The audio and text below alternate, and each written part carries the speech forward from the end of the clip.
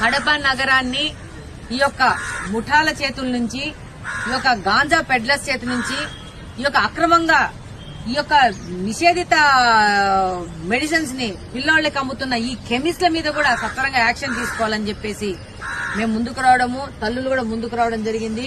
తప్పకుండా అధ్యక్షుల వారి సహాయంతో మేము, ఇక్కడున్న పోలీసు వాళ్ళు, ప్రజలు ప్రతి ఒక్కరి సహకారంతో దీన్ని మన నగరాన్ని కాపాడుకోవడానికి ఈ యొక్క నశా పదార్థాలు, ఈ మత్తు పదార్థాలు, ఈ గాంజా గాని వీటన్నిటి నుంచి బయటికి రావాల్సిన అవసరం ఉంది.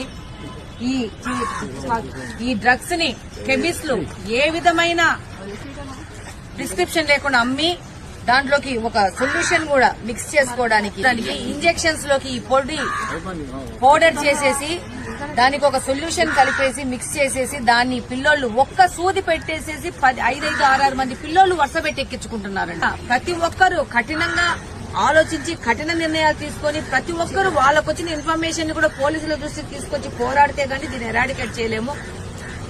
కాబట్టి తప్పకుండా దీని మీద పోరాటం చేయాల్సిన అవసరం ఉంది.